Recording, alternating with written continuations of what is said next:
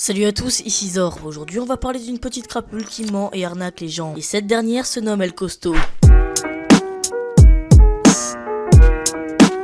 Avant de démarrer, j'aimerais pub mon mini-maker de toujours, Mister Archild. Faites-lui passer les 400 abonnés minimum. Bref, El Costo c'est un youtubeur de 10 000 abonnés qui fait des vidéos sur le jeu Brawl Stars. Il propose des tutos, des méthodes pour avoir des skins gratuitement. Par exemple, sa vidéo pour avoir émiré sur Brawl Stars, où il te dit qu'il faut marquer un certain message dans ton groupe pour débloquer ce fameux skin. Vous validez bien sûr.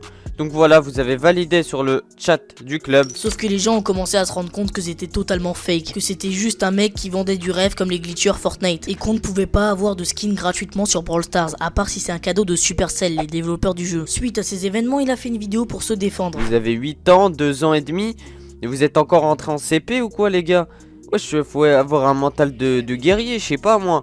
Moi je vous fais partager ça pour faire du contenu et pour aussi vous divertir et aussi essayer le code.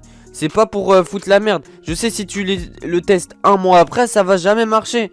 Faut le tester sur le coup, sur 2 semaines, 1 semaine. Quand tu vois la vidéo elle est sortie, tu le fais direct. T'attends pas 1 semaine, 2 semaines, 3 semaines, 1 mois. 1 mois ça marche plus le code. Là tu peux dire c'est du fake. Tu vois ce que je veux dire? Il y en a qui vont tester 1 mois, après ils vont faire oui mais c'est du fake.